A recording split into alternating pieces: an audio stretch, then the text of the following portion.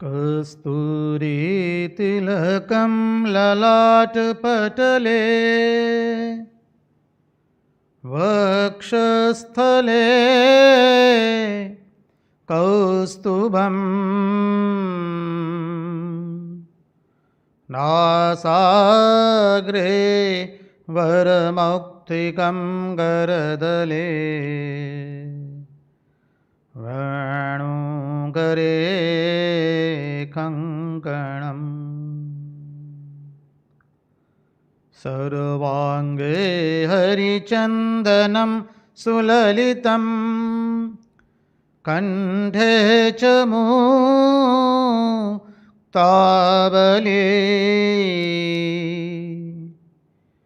गोपस्त्रीपरिवेष्टितो विजयदे गोपालचूडामणिः गोपालचूडामणिः।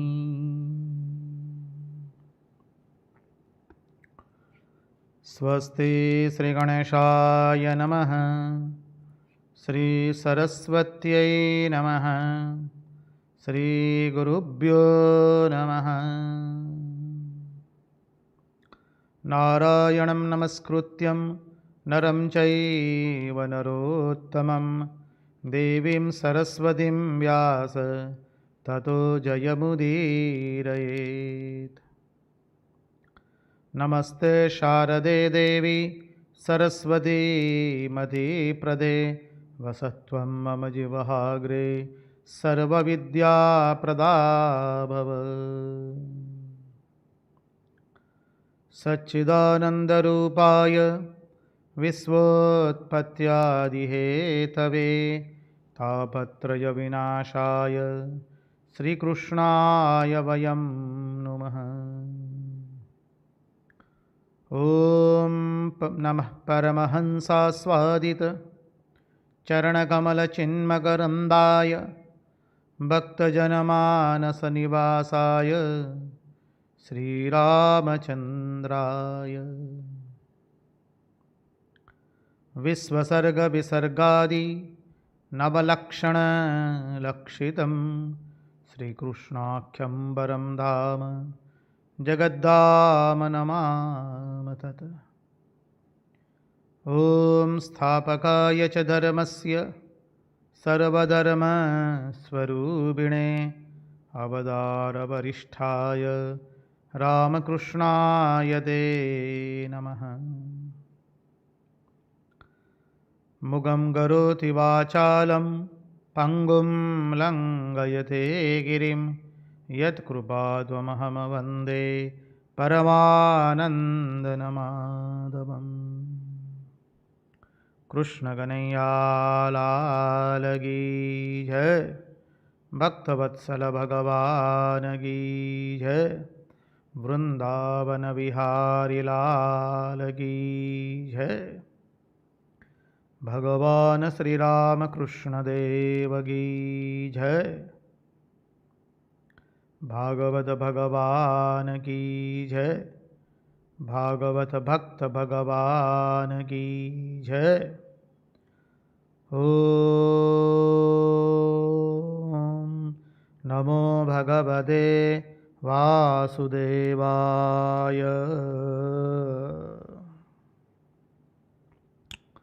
नारायण नारायण नारायण नारायण।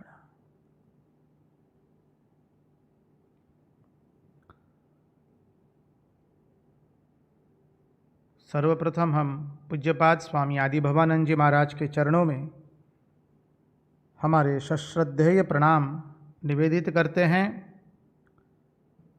तत्पश्चात रामकृष्ण आश्रम राजकोट के अध्यक्ष पूज्यपाद स्वामी निखिलेश्वरानंद जी महाराज के चरणों में हमारे श्रद्धापूर्वक के प्रणाम निवेदित करते हैं।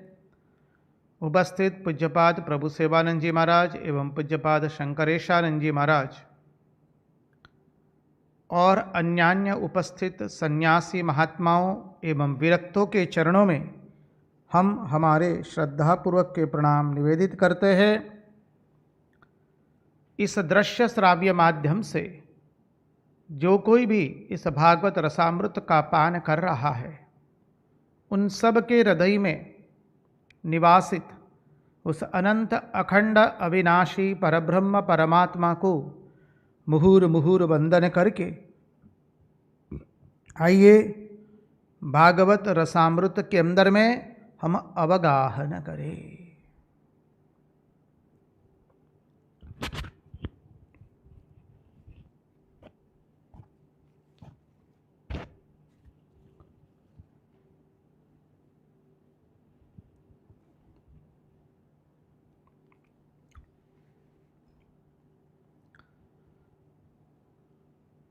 नारायण नारायण नारायण नारायण।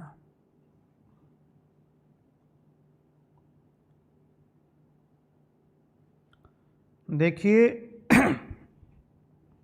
हमने कल भागवत सत्संग में देखा था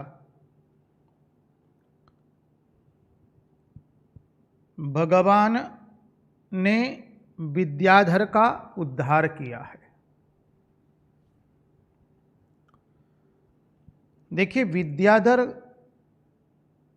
अत्यंत स्वरूपवान एवं विद्वान था। उसको अपने सौंदर्य का अभिमान था और उसने अंगिरा ऋषि को देख करके व्यंग किया उनके सौंदर्य पर। परिणाम स्वरूप ऋषि ने श्राप दिया है, जाव तुम अजगर बनोगे। मनुष्य को अपने सौंदर्य का अभिमान होता है। श्रीमद, सौंदर्य मद, प्रतिष्ठा मद, पद मद, विद्या मद, ये सब मद होते हैं। हम लोगों ने चर्चा की है विषयी जिस दृष्टि से विषय का भोग करता है, त्यागी भी उसी दृष्टि से त्याग का अवलंबन करता है। तनिक सोचिए, इस शरीर में है भी क्या? इस शरीर में से जब भी कुछ भी निकलता है तो केवल दुर्गंध ही देता है। चाहे आँख से निकले, नासिका से निकले, नेत्रों से निकले, नासिका से निकले, कर्ण से निकले, चाम से निकले, मुंह से निकले, निम्न इंद्रियों से निकले, कहीं से भी निकले, केवल दुर्गंध और खराब पदार्थ ही निकलते हैं और उसी के पीछे हम पागल हो जाएंगे। महात्मा लोग कहते हैं पंचभूत माटी का कूड़ा, ऊपर सुंदर सोने से मढ़ा, भीतर नहीं दुर्गंधी का पार, और कामण किया उसने अपार। रंगदूत महाराज ने लिखा है, मूलतः गुजराती में है, पंचभूत माटीનું કુંડું ઉપર સુંદર સોને મળ્યું, અંદર નહીં દુર્ગંધીનો પાર, અને કામણ કર્યું એણે અપાર। ये पंचभूत माटी का कूड़ा है।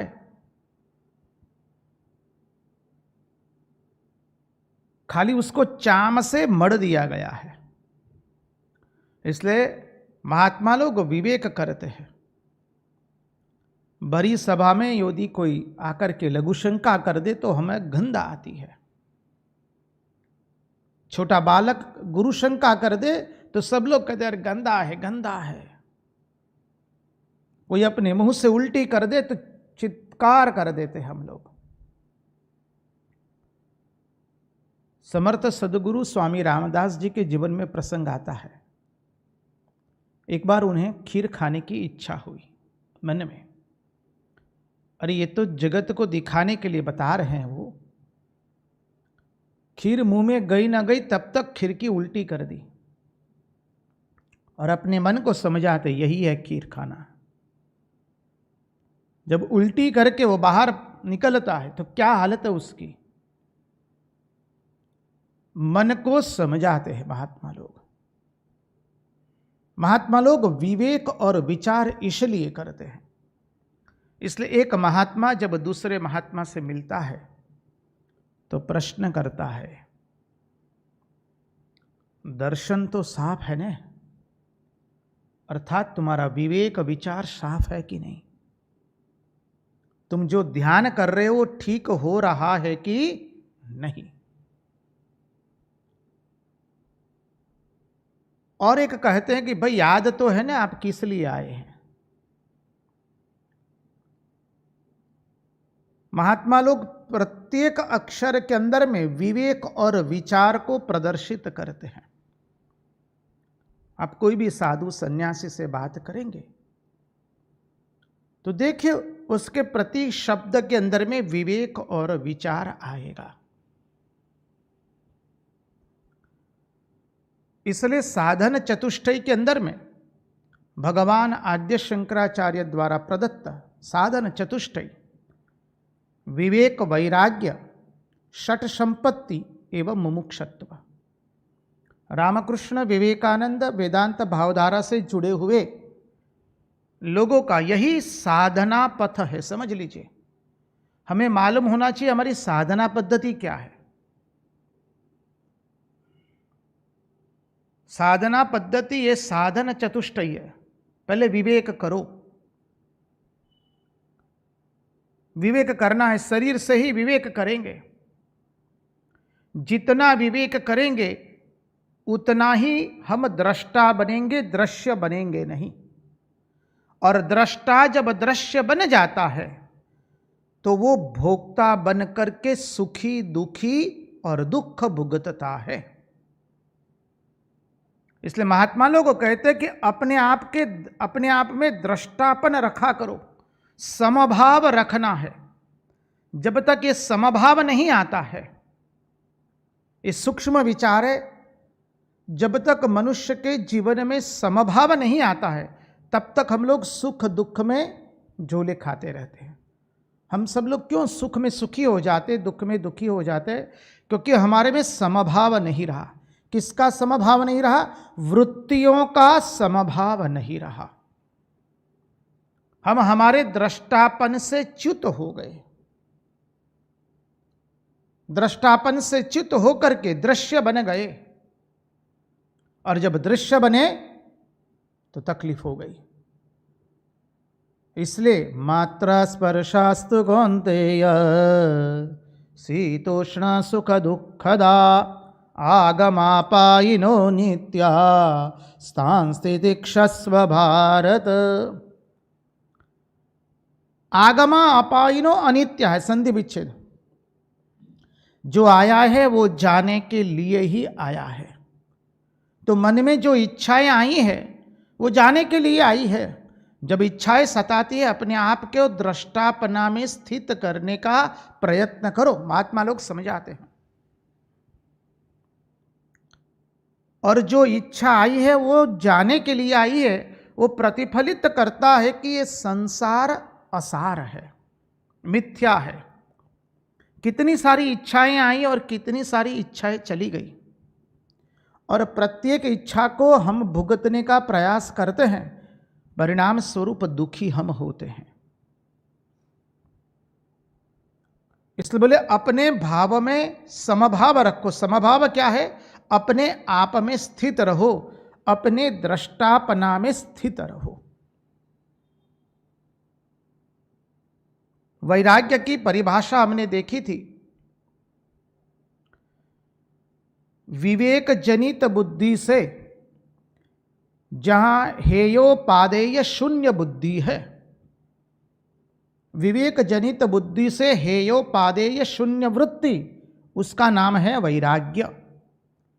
हेय भी नहीं, उपादेय भी नहीं। हेय अर्थात छोड़ देना, त्याग करना। उपादेय अर्थात स्वीकार करना। अभी विवेक जनित बुद्धि से हेयोपादेय शून्य वृत्ति। अब जब विवेक हुआ कि मैं दृष्टा हूं, दृश्य नहीं हूं, तो जगत में जो भी हमारे में इच्छाएं आती है, क्रोध आया, लोभ आया, काम आया, अन्य जो कोई भी इच्छाएं हमारे मन में आती है, ये सब तीन के अंतर्गत होती है, काम, क्रोध एवं लोभ के कारण। तो जब हम विवेक कर चुके कि हमारे में हम दृष्टा है, ये सब आया है जाने के लिए, तो जो जो इच्छाएं आती है उसका हम दृष्टा बने रहते हैं। ये बोलना आसान है, आप कहेंगे, करना अत्यंत कठिन है, हम आपके साथ पूर्ण सहमत है, लेकिन साधन तो करना ही पड़ेगा। अभ्यासेन तु कौन्तेय वैराग्येण च गृह्यते। ये सब सन्यासी महात्मा लोग उसी साधन में जुटे हैं। ऐसा नहीं कि सन्यासियों के लिए है और गृहस्थों के लिए नहीं है। शास्त्र कहीं ऐसा भेद रखता नहीं है कि सन्यासी के लिए, ये गृहस्थ के लिए, सबके लिए यही साधन है। जितना हम अपने दृष्टापना में स्थित होंगे उतना दृश्य हमें विचलित करेगा नहीं, और जितना हम दृष्टापना में स्थित नहीं रहेंगे दृश्य हमें उतना ही विचलित करेगा। और इसलिए सब समय हमारे स्वयं में हमें परिवर्तन लाना है। हम बाहर की किसी व्यक्ति, कोई वस्तु, कोई घटना, कोई परिस्थिति में हम परिवर्तन ला सकते नहीं हैं। हमें स्वयं में परिवर्तन लाना है, और परिवर्तन क्या है?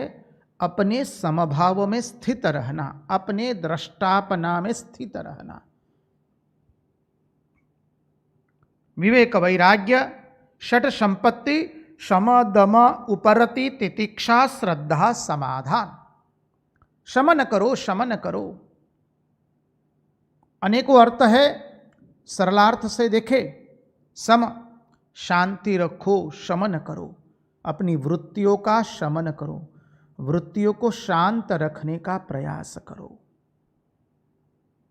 दमन करो, द द द, दया दान अरु दमन है, दद्दा का यह भेद, तत्ता विषयाध्यास है, ताको तू कर भेद। दया, दमन और दान। दमन, दमन करो, किसका दमन करना है? इंद्रियों का। बोले बलात् दमन नहीं करना है। दमन शब्द का अर्थ समझिए। भाषा संस्कृत है, संस्कृत के एक शब्द के अनेक अर्थ होते हैं, और वाक्य के अनुसार, सिद्धांत के अनुसार अर्थ किया जाता है। इंद्रियों का बलात् दमन नहीं है। इंद्रियों को यहाँ पर एक ऐसा मोड़ देना है, हमारी शक्ति को सही जगह में क्रियान्वित कर देना है।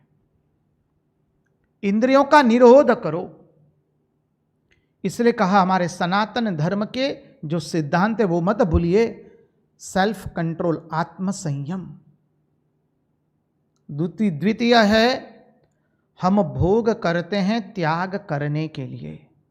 और तृतीय है, हम जो कुछ भी कर रहे हैं वो आने वाले जन्म की तैयारी स्वरूप है।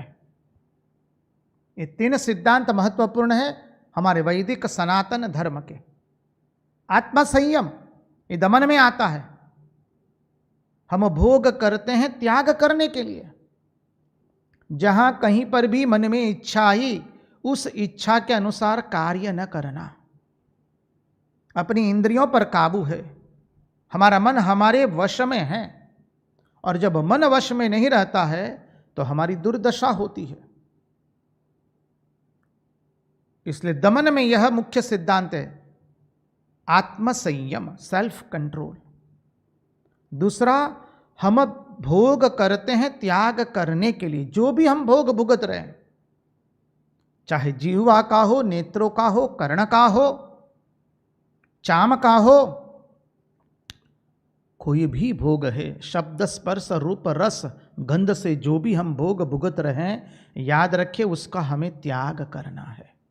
जब वो याद रहेगा तो हम स्वेच्छा से त्याग करेंगे, और जब स्वेच्छा से त्याग करेंगे तब हमारे जीवन में मधुरता आएगी।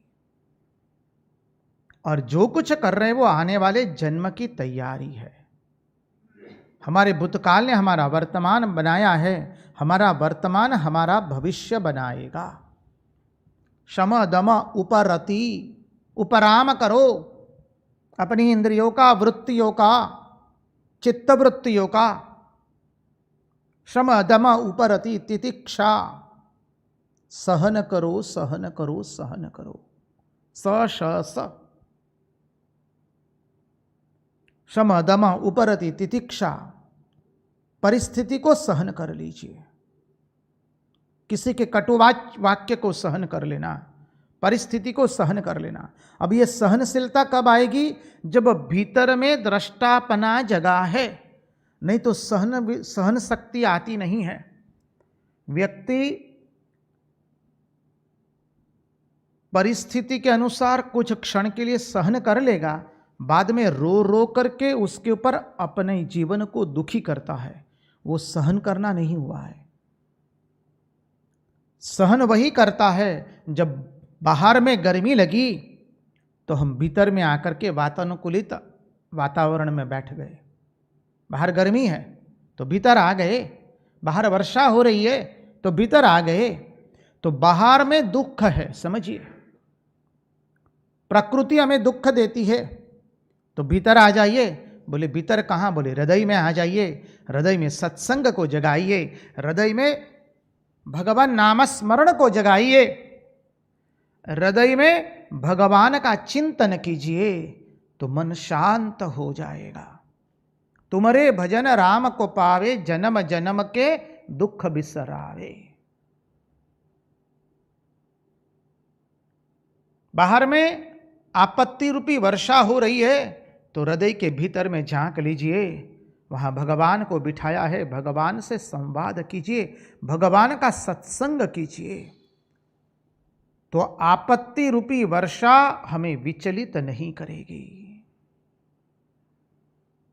यह स श और स का सिद्धांत, सहन करो सहन करो सहन करो।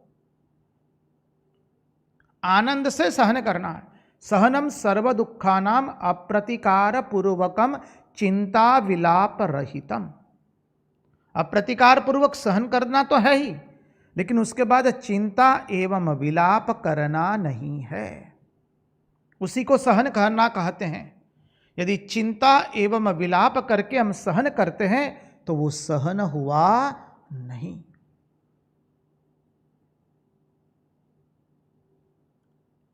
तो शम दम उपरति तितिक्षा श्रद्धा समाधान। श्रद्धा हमारे में स्वयं में श्रद्धा और भगवान के नाम में श्रद्धा। हम कैसे भी है, जेवो तेवो पण नाथ तहारो छु, जेवो तेवो प्रभु तारो पकड़ जे हाथ मारो। प्रभु जैसा भी हूं आप काहे मेरा हाथ पकड़िए। मूर्ख हूं नादान पण समर्थ गरनु स्वान। रंगदूत महाराज कहते हैं मैं मूर्ख हूं, नादान हूं, फिर भी समर्थ घर का स्वान हूं। सामान्य नहीं हूं, हम सब भगवान के अंश है। ममई वांसो जीवलोके जीवभूत सनातनः। इसको भूलिए मत। हम हमारे अंशी से अलग नहीं है। हमारा स्वरूप ही है सच्चिदानंद। इसलिए देखिए, जब हमारा स्वरूप सच्चिदानंद है तो जब हमारे में किसी चीज की अनुपस्थिति में, किसी चीज की प्राप्ति न होने में, चाहे वो चीज हो, व्यक्ति हो, कोई भी हो, उसकी अप्राप्ति में, अनुपस्थिति में हमारे में जो एक भाव ऐसा होता है कि मुझे वो अभी तक नहीं मिला है, मुझे उसकी वो प्राप्ति नहीं है हुई है। जगत के पदार्थ की, व्यक्ति की, घटना की, पद प्रतिष्ठा की, जो भी बोलिए, वो जो भाव है वो बताता है हम हमारे मूल स्वरूप से हमारा विच्छेद हो गया है। तभी ये दुर्भावना हमारे में प्रकटती है। मेरा स्वरूप है सच्चिदानंद, सत चित एवं आनंद। मुझे किसी व्यक्ति के बिना मेरे जीवन में खालीपना नहीं है। हाँ, खालीपना लगना चाहिए भगवान के बिना, किसी व्यक्ति के बिना नहीं, किसी पदार्थ के बिना नहीं, किसी घटना के बिना नहीं, किसी कोई पद प्रतिष्ठा ख्याति विख्याति के बिना नहीं। हमारे मन में ये लगता है, वो प्रतिफलित करता है, हम अपने स्वरूप को जानते नहीं हैं इसलिए। और क्यों नहीं जानते? क्योंकि स्वयं में श्रद्धा नहीं है। स्वयं में पहले श्रद्धा रखिए, मेरा स्वरूप है सच्चिदानंद।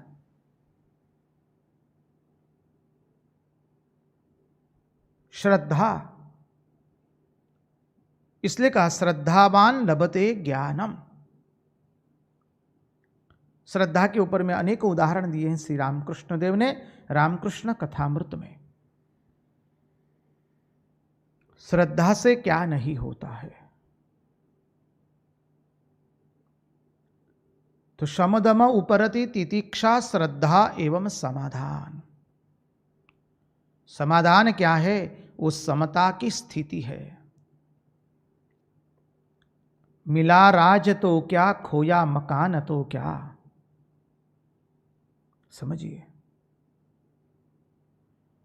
राज मिल गया और वो चला भी गया तो उससे मुझे कोई फर्क पड़ता नहीं है। हमारी वृत्तियों के बीच में समाधान हुआ है। हम सुख दुख के बीच में झोले नहीं खा रहे हैं, अनुकूल प्रतिकूल परिस्थिति के बीच में झोले नहीं खा रहे हैं। ये साधन चतुष्टय है और अंतिम है मुमुक्षत्व। तो जब हम किसी के बाहर की आकृति को देखते हैं और उस आकृति पर से उस व्यक्ति का चिंतन करते हैं, अर्थात हम अज्ञानी हैं। हमें आकृति को नहीं देखना है, हमें कृति को देखना है। जो बाहर का सौंदर्य देख करके मोहित होता है वो मूर्ख होता है। भीतर में तो मल मूत्र विष्ठा कितना गंदी चीज भरी हुई है, इससे क्या आकर्षित होना। जिससे संसारी विषय भोग करता है, वैरागी त्यागवान पुरुष भी उसी से विवेक करके वैराग्य को प्राप्त करता है। विद्याधर पंडित ने महात्मा का स्वरूप देख करके व्यंग किया।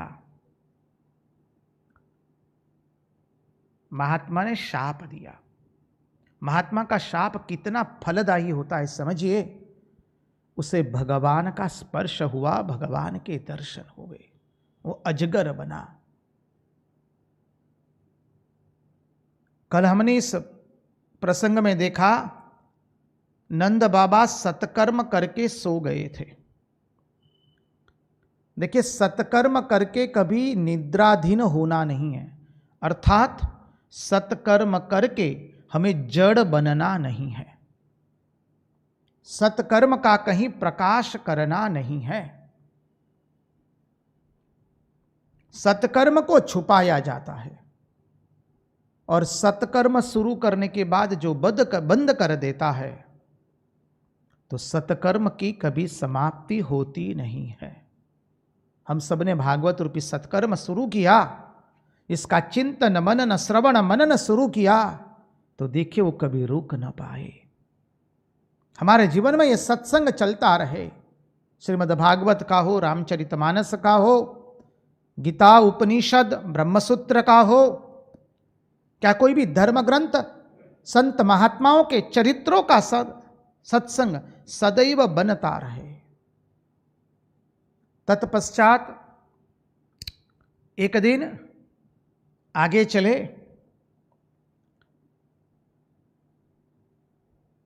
श्री कृष्ण एवं श्री बलराम गोपियों के साथ रास कर रहे थे। इतने में शंख चूड़ामणि आया।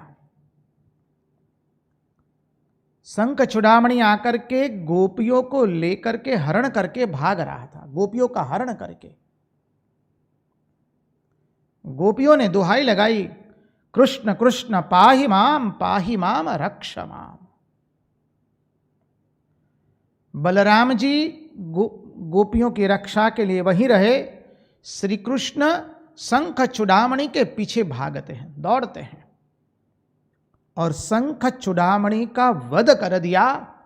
उसके अंदर में जो मणि था वो ले लिया और बलराम जी को उन्होंने वो सुप्रत कर दिया, क्योंकि बलराम जी गोपियों की रक्षा कर रहे हैं। भगवान कहते जो मेरे भक्तों की रक्षा करता है उसको मैं मणि प्रदान करता हूं। अनेकों सिद्धांत है इस प्रसंग के अंदर में। प्रत्येक लीला का अधिभूत, अधिदैव एवं अध्यात्म अर्थ निकालना होता है। हम अनेकों बार स्मरण कर चुके हैं कि भागवत की भाषा समाधि की भाषा है, लौकिक भाषा नहीं है। इसलिए इस श्रीमद् भागवत के प्रत्येक स्कंद में, प्रत्येक प्रकरण में, प्रत्येक अध्याय में, प्रत्येक श्लोक में, प्रत्येक शब्द में, प्रत्येक पद में, प्रत्येक अक्षर में भारोभार वेदांत भरा हुआ है। वल्लभाधीश जी तो अद्भुत कहते हैं इसकी व्याख्या करते हुए। इसलिए कहा यह कैसा है? श्रीमद् भागवतम पुराण तिलकम यद वैष्णवानाम धनम। ये सामान्य सिद्धांत नहीं है, परमहंसों की संहिता है श्रीमद् भागवत। यत्र ज्ञान विराग सहितम, यहां ज्ञान वैराग्य पूर्ण मात्रा में भरे हुए हैं। ये सामान्य नहीं है। अब आगे का प्रसंग बहुत सुंदर है, उसका चिंतन करने जाएंगे। जो हमने कहा था 10वें स्कंद में 5 गीत है। प्रथम है वेणु गीत, यहीं से एक तरह से रासलीला की शुरुआत होती है। तत्पश्चात आता है प्रणय गीत, तत्पश्चात गोपी गीत और चतुर्थ है युगल गीत। और युगल गीत की शुरुआत हो रही है। गोपियां श्री कृष्ण को देखती है कि सुबह में प्रातः काल श्री कृष्ण गायों को लेकर वन में चराने के लिए जाते हैं। अब गोपियां तो वन में नहीं जा पा रही है। गोपियां का मन जो है वो श्री कृष्ण के साथ चला गया है। गोपियों का मन श्री कृष्ण के साथ गमन करता है। सिद्धांत है हम तन से जहां होते हैं वहां नहीं होते हैं, जहां हमारा मन होता है वहां हम होते हैं। तो गोपियों का मन श्री कृष्णमय हो चुका है, कृष्णाकार वृत्ति हो चुकी है। वेदांत की भाषा में जो बोलना है तदाकार वृत्ति, भगवदाकार वृत्ति हो चुकी है, वो बोलिए। अब श्री कृष्ण बलराम जी के साथ, गोप बालकों के साथ जब गायों को लेकर के निकलते हैं, बहुत सुंदर वर्णन है। और गोपियां अपने निज निज गृह में बैठ करके उनकी चित्त वृत्तियां श्री कृष्ण का अद्भुत दर्शन करती है। समझिए, हम पहले भी देख चुके गोपी गीत और इस रास लीला के रास पंचाध्यायी में तो विस्तृत रूप से देखे हैं। गोपी कोई पुरलिंग नहीं है, गोपी कोई स्त्रीलिंग नहीं है, गोपी कोई इतर लिंग नहीं है। जो अपनी प्रत्येक इंद्रिय से परमात्मा का स्मरण करे उसका नाम है गोपी। गोभी पिबंती इति गोपी।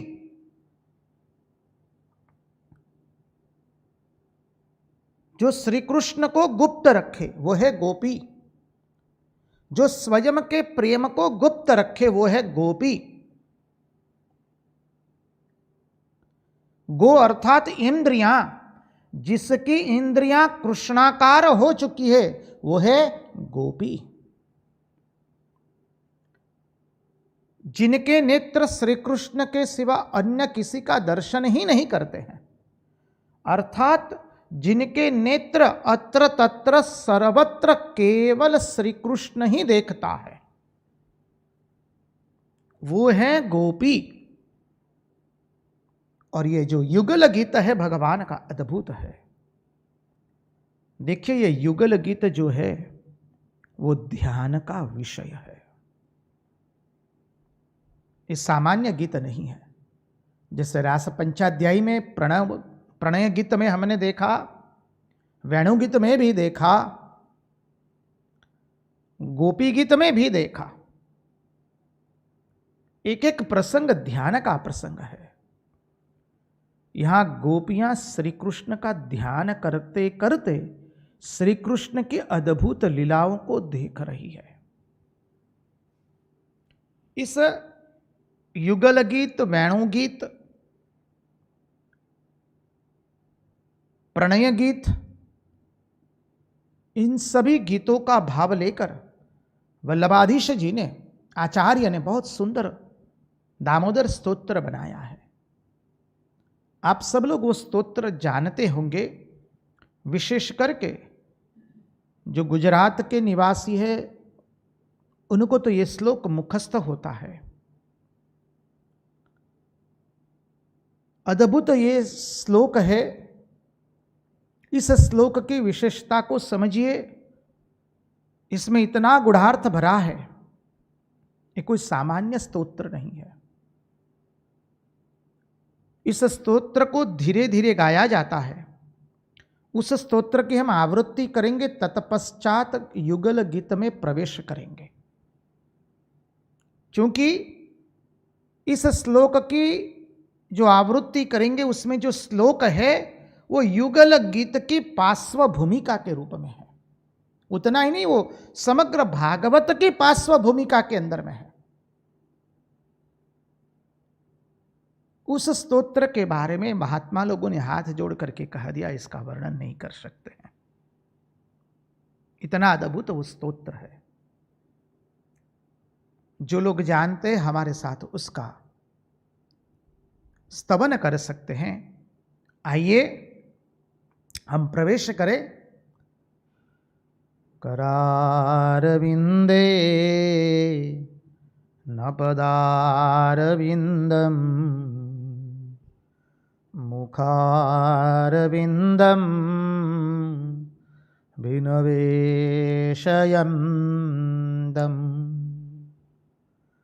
वटस्य पत्रस्य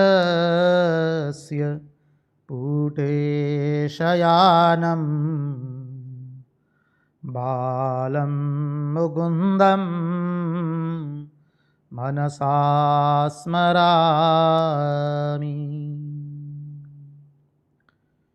श्री कृष्ण गोविंद हरे मुरारे, हे नाथ नारायण वासुदेव। जिह्वे पिबस्वा मृतमेतदेवं गोविन्ददामोदरमाधवेति। श्री कृष्ण गोविंद हरे मुरारे, हे नाथ नारायण वासुदेव।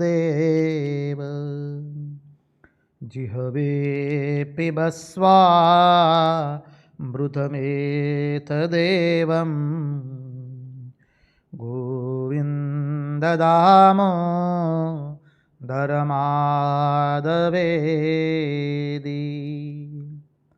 विक्रेतुकामा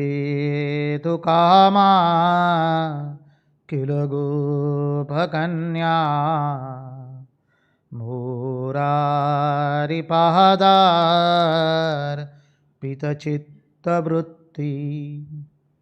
दध्यादिकम्बोह वशादवोचत्, गोविंद दामोदरमाधवेदी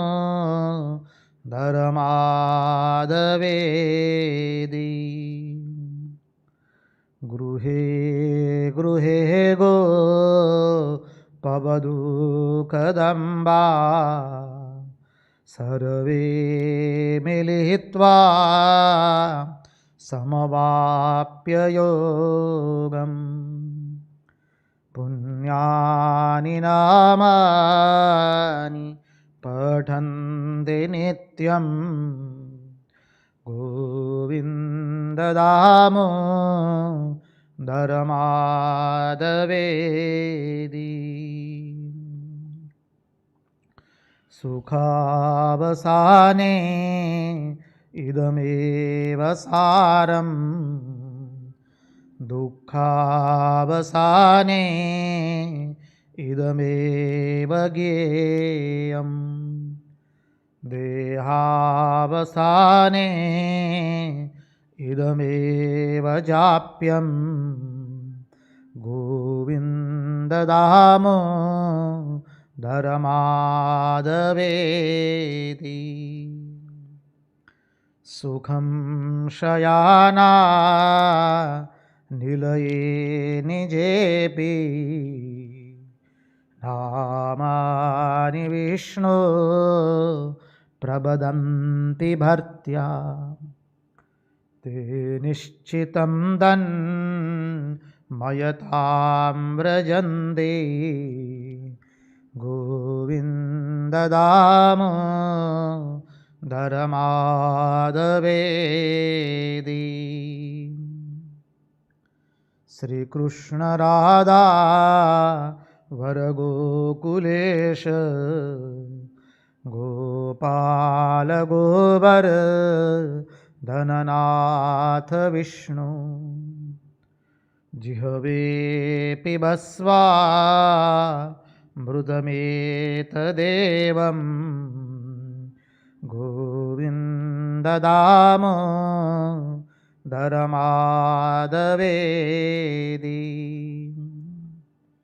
जिह्वे सदैवं भज सुन्दराणि नामानि कृष्णस्य मनोहराणि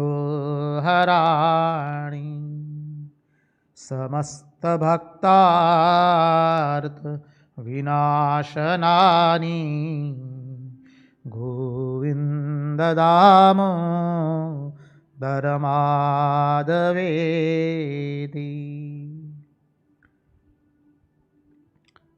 अद्भुत श्लोक है। इसमें जो लिखा है, गृहे गृहे गोपवधू कदम्बा सर्वे मिलित्वा समवाप्य योगम पुण्यानि नामानि पठन्ति नित्यं गोविंद दामोदरमाधवेति।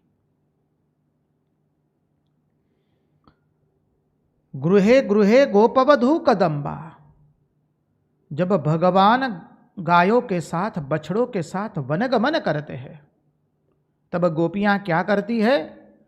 अपने घर में एकत्रित होकर के, इकट्ठा होकर के श्री कृष्ण गोविंद हरे मुरारी हे नाथ नारायण वासुदेव उसका गान करती है। और वो गान करते करते उनकी जो वृत्ति कृष्णाकार हो गई है उसका वो दर्शन कर रही है, भगवान का लीला का। समझिए, भगवान तो कभी पीला पगड़ी, कभी नीली पगड़ी, कभी केसरी रंग की पगड़ी, कभी जामुन के रंग की पगड़ी पहन करके भगवान निकलते हैं। मस्तिष्क पर मयूर पिच्छ धारण किया है श्री कृष्ण ने, गले में वैजंती माला है।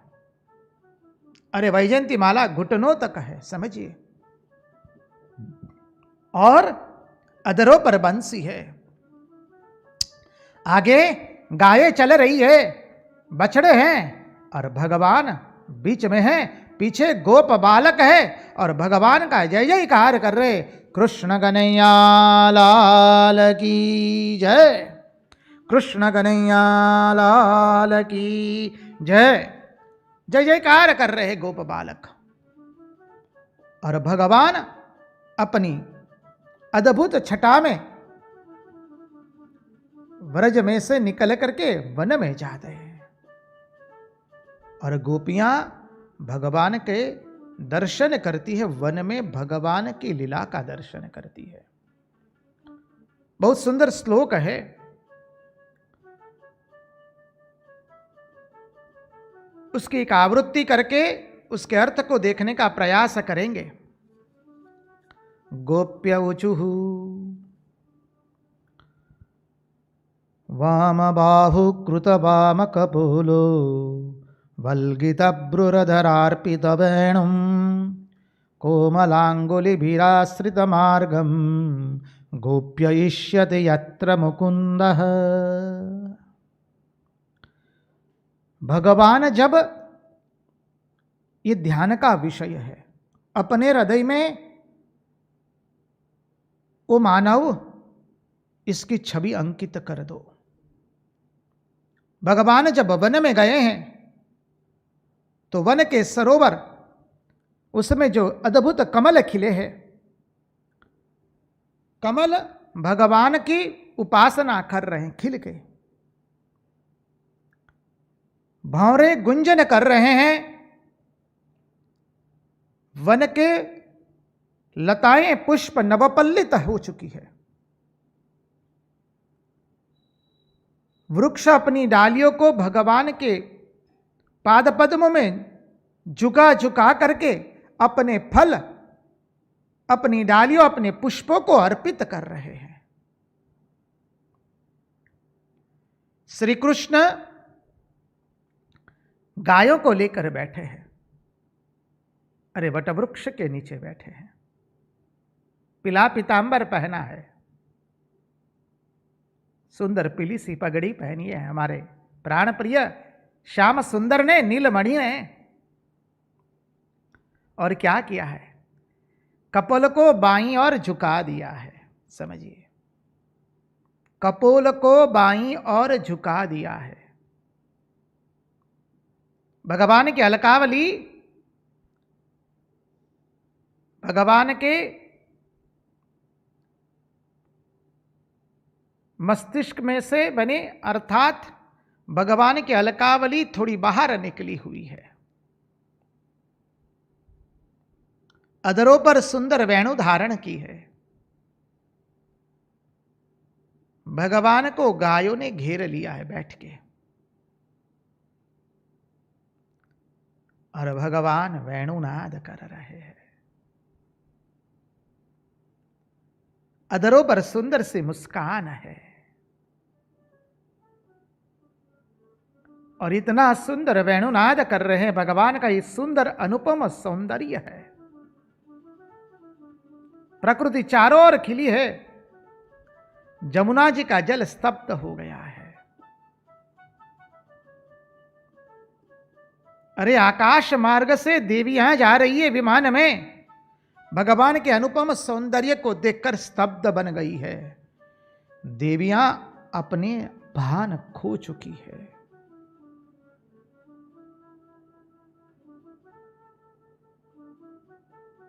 ये अद्भुत स्वरूप है। इस स्वरूप की संगति लगा लीजिए।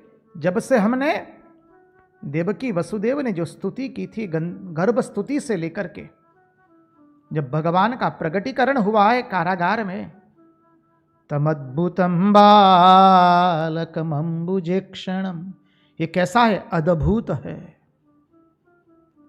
तमद्भुतम बालकम अम्बुजेक्षणम चतुर्भुजं शंख गदायुधायुधम श्रीवत्सलक्ष्मं गलसौभिकौस्तुभं पीताम्बरं सान्द्र पयोदशोभगम्।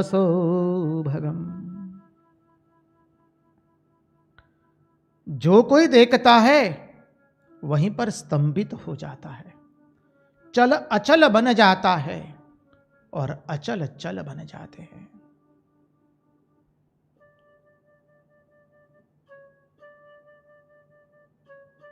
सुंदर वर्णन करते हुए भगवान सुखदेव जी आगे का श्लोक की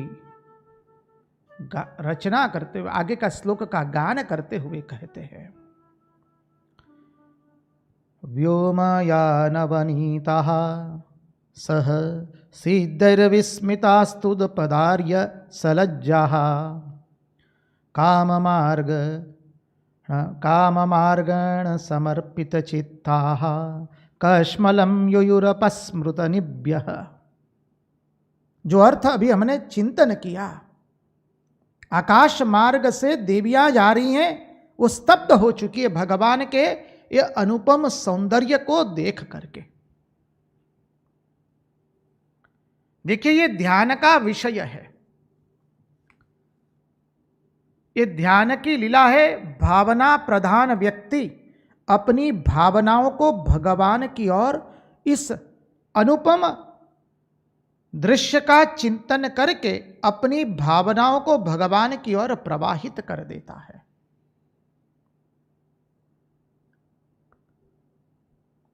उनकी चित्तवृत्ति, जब भावना प्रधान व्यक्ति की चित्तवृत्ति भगवान की ओर बहने लगती है तो उनकी चित्तवृत्ति तदाकार हो जाती है, तन्मय हो जाते हैं और उनको परमानंद के अनुभव की प्राप्ति होती है।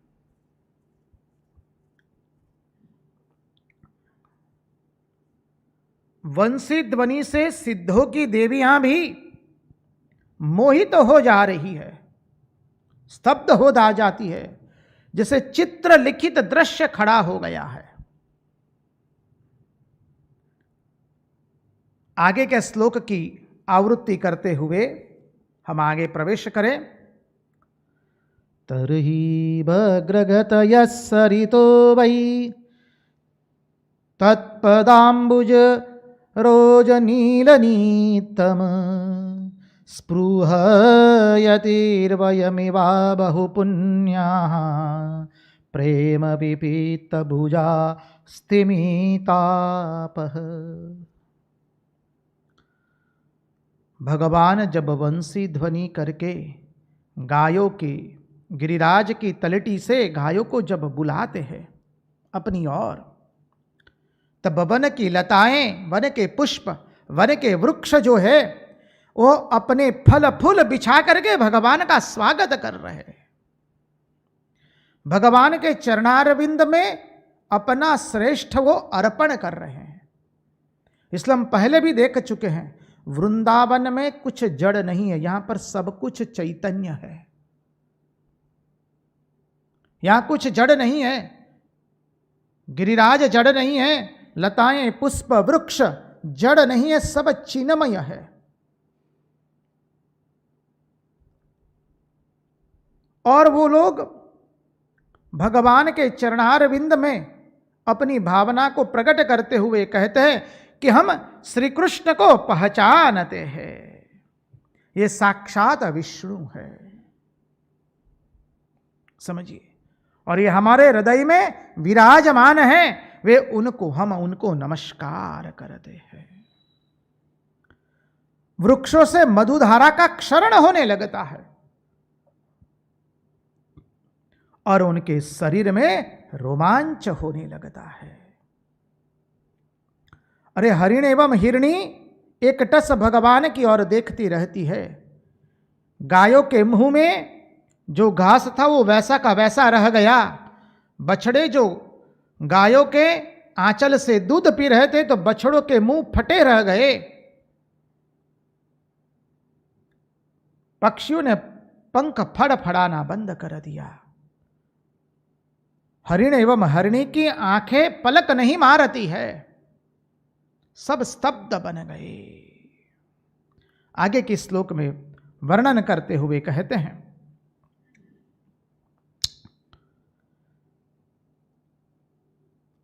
सरसि सार संहस विहंगाश्चारु गीत ऋतश्चेतस एत्य हरिमुपासत ते यत चित्ता हंत मिलित दृशो द्रुत मौनः। इस विहंग दृश्य को ऐसे सिमय क्या हुआ जब भगवान ने बंसी नाद किया है। सरोवर के जो हंस हंसिया है, सरोवर के हंस सारस सब एक टस स्तब्ध हो जाते, खड़े हो जाते हैं और भगवान के इस बंसी नाद का श्रवण करते करते अपने आप में अपनी आत्मरति का अनुभव कर रहे हैं। सब पशु पक्षी भगवान के सामने आ गए हैं, आंख बंद करके भगवान के अनुपम सौंदर्य का वो पान कर रहे हैं, मौन होकर महात्माओं की आराधना करते हैं। क्या क्या सुंदर भाव प्रदर्शित हुए हैं।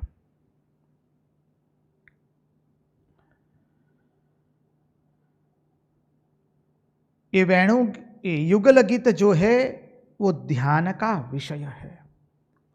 गोपियां भगवान जो वन में लीला कर रहे हैं, गोपियां उन सब लीलाओं का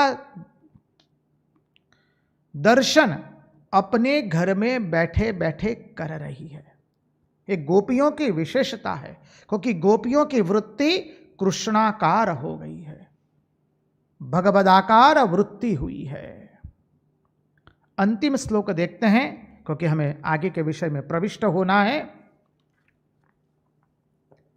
भागवतकार लिखते हैं, यदुपतिर्द्विरराज विहारो यामिनी पतिर्विषयी दिनांते मुदित वक्त्र उपयाति दुरंतम मोचयन व्रज गवाम दीनतापम। यदुपतिर्द्विर दराज विहारो यामिनी पतिर्वैष दिनांते मुदित वक्त्र उपयाति दुरंतम मोचयन व्रज गवाम दीनतापम।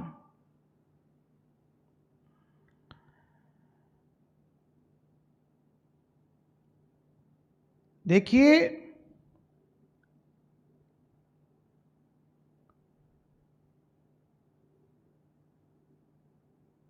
वृंदावन के जो चल है वो अचल हो गए हैं, अचल है वो चल हो गए भगवान का ये अद्भुत दर्शन करके। गोपियां देख रही है कि समग्र प्रकृति स्तब्ध हो चुकी है, गायें स्तब्ध हो चुकी है, पंक्षियों ने पंख फड़फड़ाना बंद कर दिया, सारस एवं हंस आकर के एक टस भगवान को देख रहे हैं। सरोवर का जल स्तब्ध हो गया, यमुना जी का जल स्तब्ध हो गया है। अत्र तत्र सभी लताएं वृक्ष नवपल्लित होकर के भगवान के स्वागत के लिए तैयार हो चुके हैं, और सभी लताएं पुष्प वृक्ष भगवान के इस अनुपम सौंदर्य का रसपान कर रहे हैं। साधक इस युगल गीत का श्रवण करते करते अपने मन में उसको ध्यान का विषय बना करके साधक अपने मन की वृत्ति कृष्णाकार बनाता है। अब आगे का सुंदर प्रसंग आता है।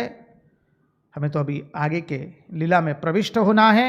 युगल गीत की लीला को यहीं पर वंदन करके आगे की लीला में प्रवेश होने से पहले महाराज से नम्र प्रार्थना, एक छोटा सा भजन गा लीजिए।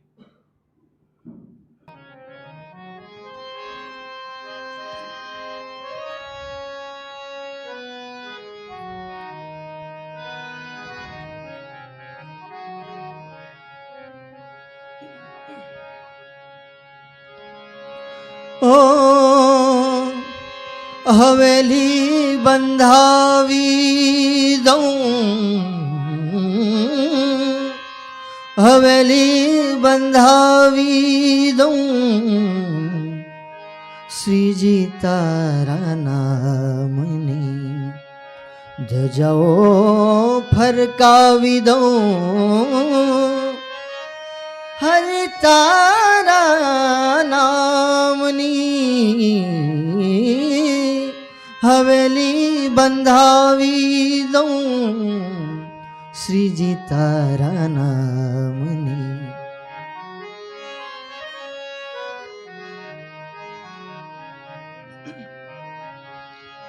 रेती ये प्रेम नीलावी, હું તો લાવી સ્નેહની ઈટો, રેતીએ પ્રેમની લાવી, હું તો લાવી સ્નેહની ઈંટો.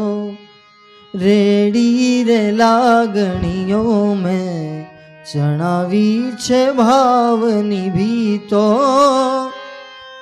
દિવાલો રંગાવી દઉં, દિવાલો રંગાવી દઉં,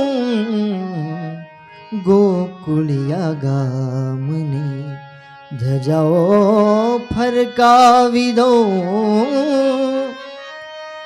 શ્રીજી તારા નામની હવેલી બંધાવી દઉં. શ્રીજી તારા નામની.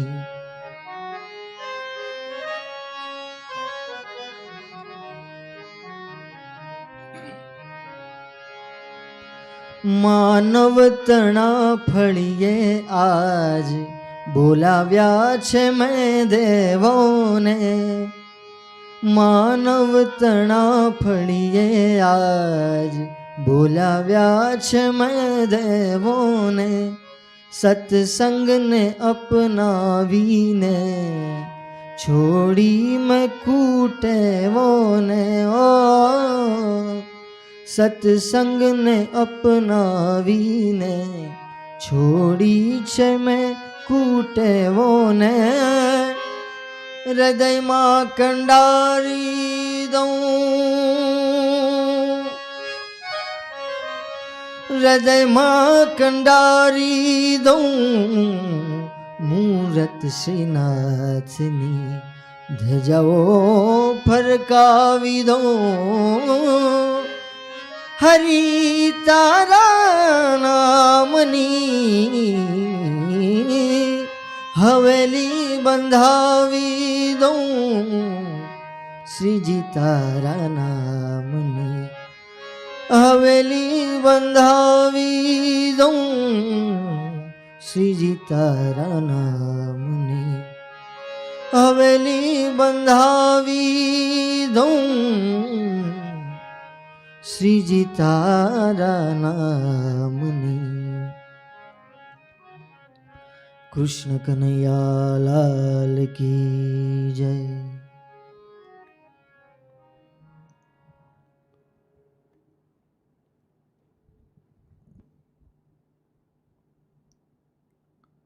कृष्ण कन्हैया लाल की जय।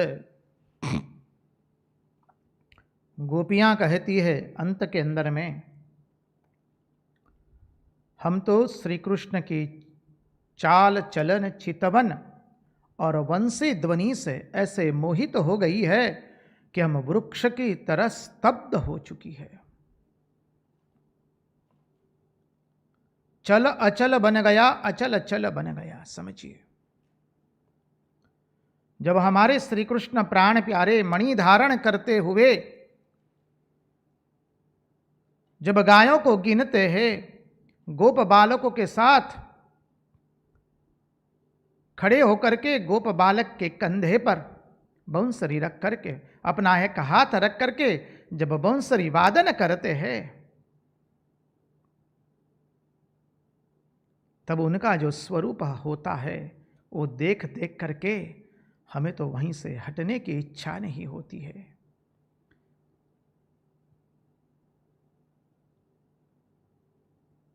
भगवान का ये अनुपम सौंदर्य देखकर हरिण एवं हरिणी भी वहां से हटना नहीं चाहते हैं, लेकिन उनकी भी वही दशा है जो हमारी दशा है।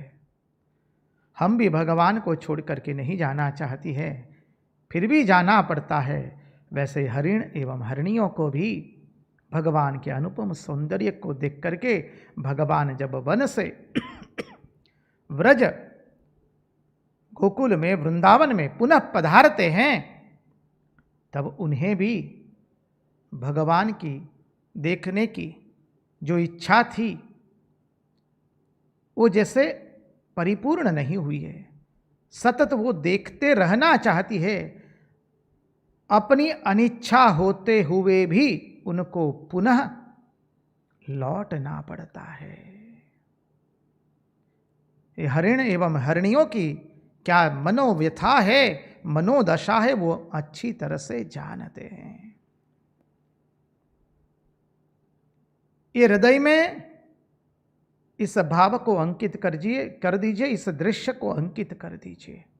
देखिए फिर युगल गीत का आनंद आवेगा। और सरल रीति से बताए तो इसका मूल अनुवाद पढ़ लीजिए और अपने मन में एक भाव बिठा दीजिए, फिर इसका रसास्वादन लीजिए, आनंद आवेगा। आगे की लीला में प्रविष्ट हुए। आगे आता है वृषभासुर का वध। अब केशी का वध आएगा। अब देखिए, कहा जाता है जब लोग शास्त्र के अर्थ में परिवर्तन कर देते हैं, शास्त्र के अर्थ में जब परिवर्तन कर देते हैं, तब उन परिवर्तन कार्यों के कारण शास्त्र में असुर का प्रागट्य हो जाता है। ध्यान से श्रवण कर दीजिए, कीजिए। जब शास्त्रों के अर्थ का अनर्थ कर दिया जाता है, शब्दों को तोड़ मरोड़ करके मन चाहा ऐसा अर्थ निकाल दिया जाता है जब शास्त्रों का, तब इन परिवर्तन कार्यों के कारण शास्त्र में असुर का प्रवेश हो जाता है। शास्त्र विरुद्ध धर्माचरण और शास्त्र विरुद्ध धर्म का प्रतिपादन करने के कारण धर्म में असुर प्रवेश कर लेता है।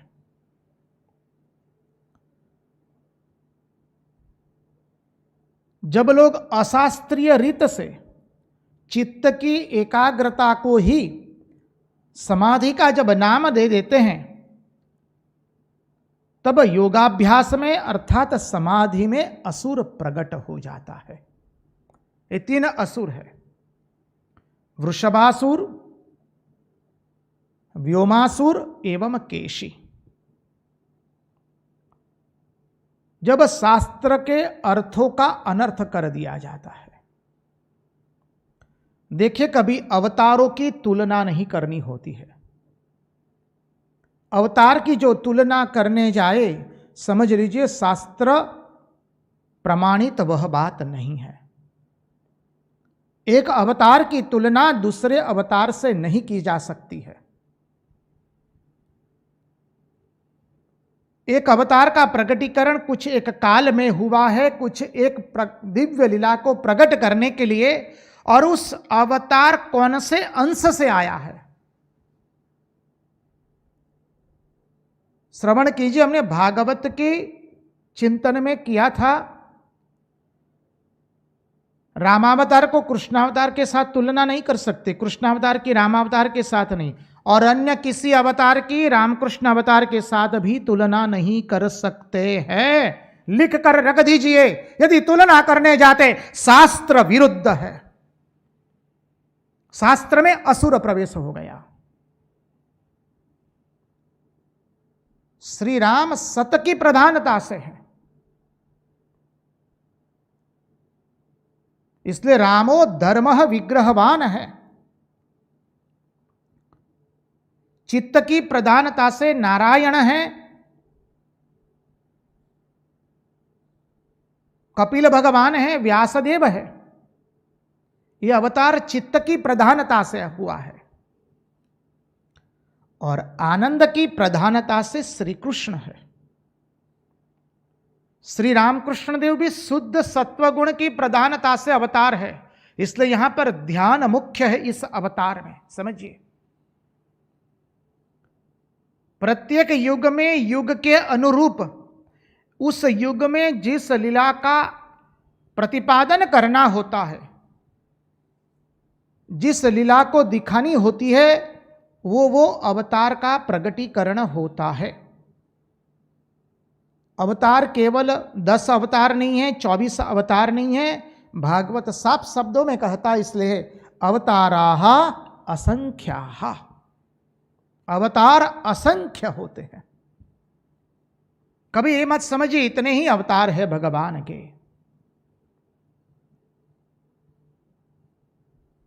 हम अवतार को नहीं समझ सकते हैं, अवतार की लीला को समझ सकते नहीं हैं, इसलिए कतई एक अवतार को दूसरे अवतार से तुलना करना शास्त्र विरुद्ध है। शास्त्र के अंदर में जब अधर्म प्रवेश करता है, असुर भाव प्रकट होता है।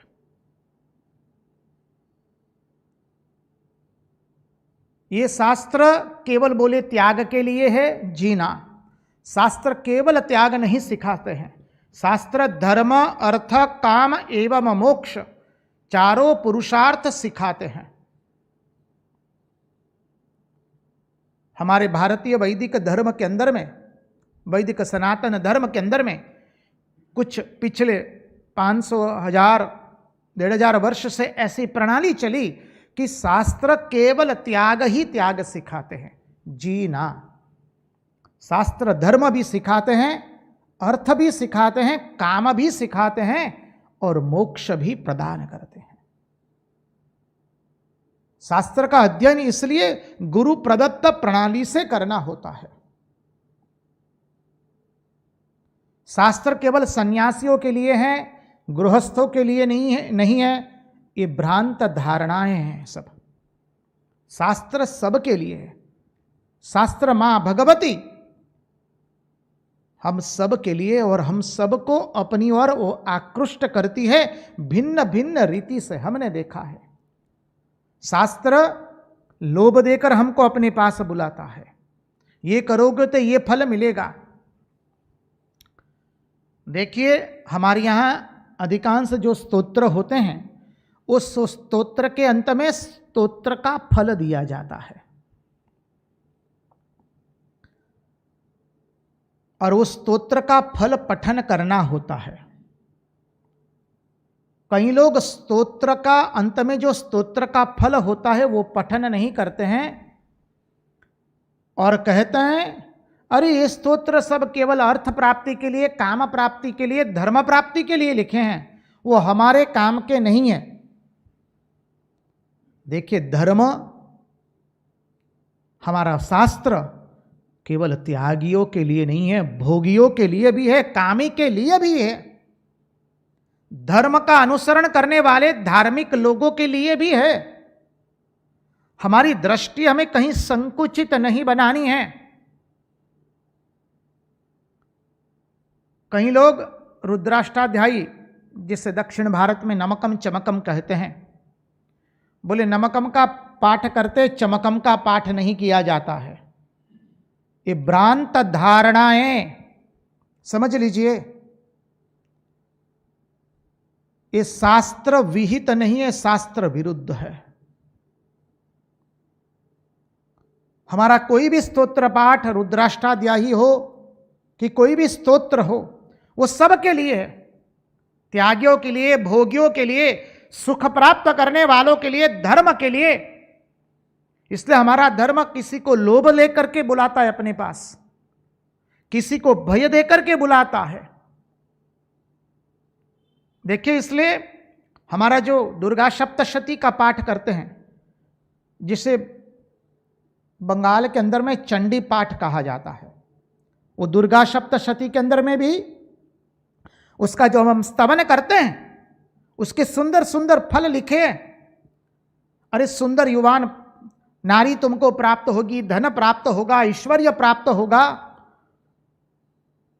जो संकीर्ण दृष्टि वाले होते हैं वो कहते क्या ये सब लिखा है, इसलिए क्या मां की भजना की जाती है?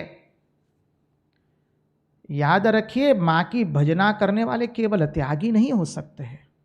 मां की भजना तो धर्मी भी करता है, अर्थी भी करता है, कामी भी करता है और मोक्ष मार्गी भी करता है। इसलिए मां श्रुति भगवती हमको लोभ देकर के बुलाती है, भय देकर के भी बुलाती है। नहीं करोगे तो ये नहीं हो जाएगा, अनिष्ट होगा। बुद्धि से बुलाती है, तर्क से बुलाती है, विवेक से बुलाती है, प्रेम से बुलाती है, आज्ञा दे करके बुलाती है, आदेश करके बुलाती है। यह हमारी मां शास्त्र भगवती। और इन शास्त्रों के अर्थों का जब अनर्थ कर दिया जाता है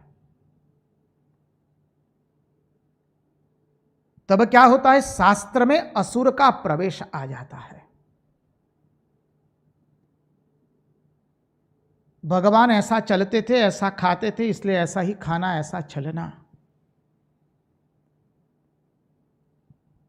बोले आचार विचारों का कोई पालन करने की आवश्यकता नहीं है, वो अत्यंत गलत है। आचारः प्रथमो धर्म। आचार विचार तो हमारा प्रथम धर्म है। जब आचार विचार पालन नहीं करेंगे तो उपनिषदों के गूढ़ रहस्य को हम कैसे समझ पाएंगे? उपनिषदों के सूक्ष्म सिद्धांतों को हम कैसे समझ पाएंगे? इसलिए वेद के जो भाग है, पहले संहिता, ब्राह्मण, मंत्र, संहिता, मंत्र, आरण्यक एवं उपनिषद। उपनिषद भाग तो अंत में आता है, पहले संहिता है, बाद में आता है मंत्र, आरण्यक, अंत में उपनिषद।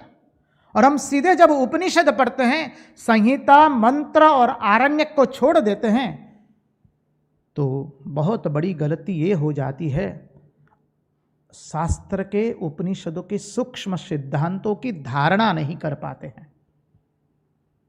और साथ में आध्यात्मिक साधना का बल नहीं होने के कारण केवल विद्वत्ता से शास्त्र समझ में नहीं आता है।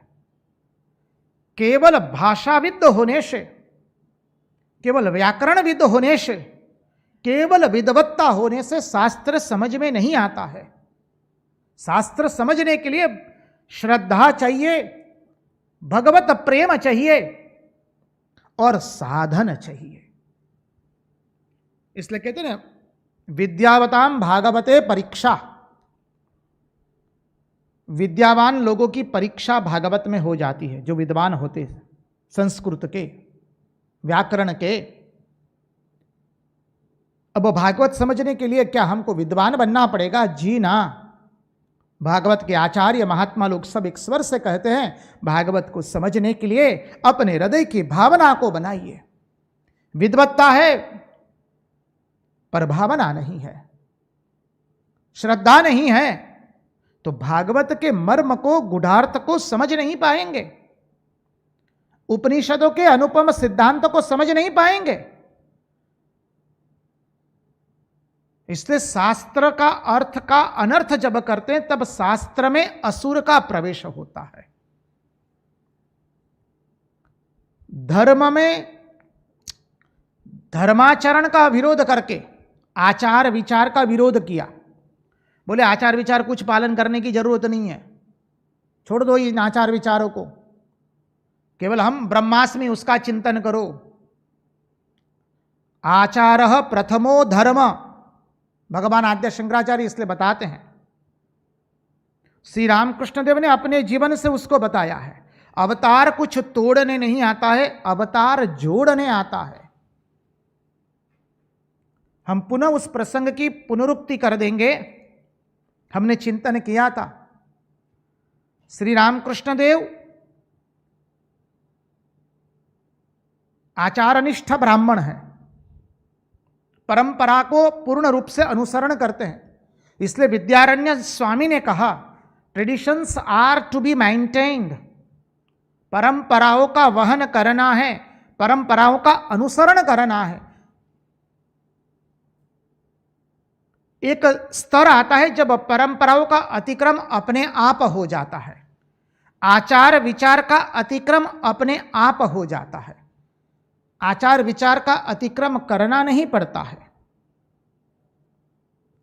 श्री रामकृष्ण देव आचारनिष्ठ ब्राह्मण हैं, परंपरागत ब्राह्मण हैं, कुल की परंपरा का वहन कर रहे हैं। रानी रासमणी के द्वारा जो मंदिर बनाया गया दक्षिणेश्वर के अंदर में, उस मंदिर की स्थापना हुई जब, तब श्री रामकृष्ण देव उस मंदिर का प्रसाद नहीं लिए हैं। बाजार में से 2 आने की मुड़ी अर्थात मुरमुरे लेकर के गंगा जी में डुबो करके उन्होंने अपनी क्षुधा का निवारण किया है। आचार का पालन करते हैं। फिर वही श्री रामकृष्ण देव आचार विचार से परे हो जाते हैं। परमार्थ की यात्रा में पूर्ण रूप से प्रस्थापित हुए तब, और इसलिए श्री रामकृष्ण देव समझाते हैं। रामकृष्ण कथामृत में सुंदर गर्भित निर्देश श्री रामकृष्ण देव देते हैं। जब घाव होता है, उस घाव के ऊपर में चमड़ी जो होती है, जब तक घाव में रुझान नहीं आती है, और रुझान आने के पहले यदि उस चमड़ी को हम निकाल देते हैं तो बहुत व्यथा होती है, उसमें बाद में पस हो जाता है और उसमें से अकल्याण हो जाता है व्यक्ति का, बहुत भुगतना पड़ता है। वैसे ही आचार विचार का पालन किए बिना ही उसने त्याग कर दिया, सामने से अध्यात्म मार्ग में प्रतिष्ठित हुए बिना, तो दुर्दशा यही होती है।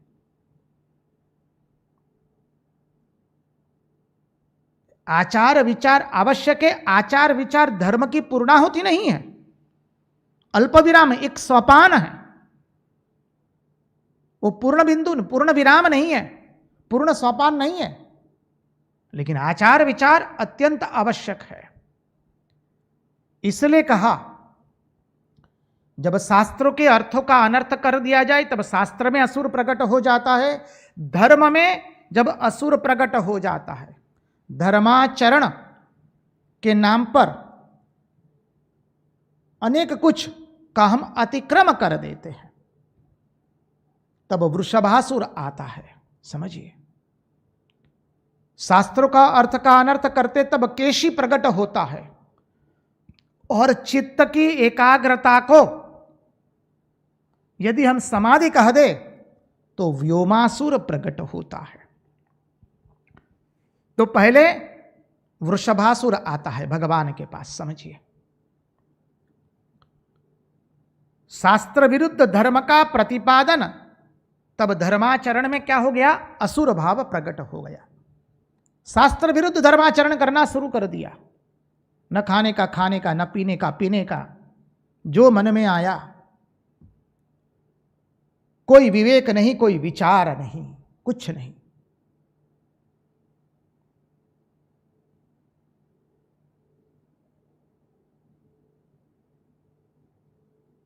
वृषभासुर भगवान के पास आता है। देखिए, प्रत्येक लीला का अधिभूत अधिदैव एवं अध्यात्म अर्थ प्रकट किया जाता है।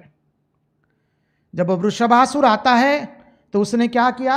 अपने पीछे के 2 पांव से खड़ा किए और अपनी पूंछ को इतनी विस्तारित किए कि आकाश के मेघ जो थे वो मंडराने लगे। समझिए, और गर्जना करना उसने शुरू किया। श्री कृष्ण समझ गए, सब व्रजवासी हे कृष्ण पाहि माम रक्षमाम रक्षमाम करने लगे। भगवान ने अपने सखा के कंधे पर हाथ रख दिया और स्तब्ध होकर भगवान खड़े। वृषभ आता है। देखिए, वृषभ धर्म। अब धर्म के इस सिद्धांत के गूढ़ार्थ में हम जाएंगे थोड़ा, पहले इस लीला को पूर्ण कर दे। भगवान ने उसके दोनों सिंग पकड़े हैं वृषभ के, और दोनों सिंग पकड़ करके पहले उसको पीछे धकेला है भगवान ने कुछ कदम, और फिर वो वृषभ फिर आकर के भगवान पर आक्रमण करता है। भगवान ने उनके दोनों सिंग तोड़ दिए। भागवत में लिखा है, फिर उसको इस तरह से निचोड़ा जैसे गिले हुए वस्त्र को निचोड़ते हैं, वैसे भगवान वृषभासुर को निचोड़ देते हैं और फेंक देते हैं। धर्म संस्थापनार्थाय संभवामि युगे युगे, उसका अर्थ गुडार्थ में समझिए। शास्त्र विरुद्ध धर्माचरण का अनुसरण करने लगे तो धर्म में असुर आ गया। इसका गुडार्थ है, धर्म को जो केवल यज्ञ याज्ञादि तक सीमित रखते हैं वो नहीं है। धर्म तो अत्यंत विशाल है। जो केवल स्तोत्र पाठ यज्ञ याग आदि में ही धर्म को सीमित रखें, वो भी धर्म पूर्णतः रूप से नहीं है। और जो आचार विचार का पालन नहीं करते हैं, केवल वेदांत की गर्जना मुंह से करते रहते हैं, वहां पर भी धर्म नहीं है। इस धर्म तत्व का चिंतन हम कल करेंगे।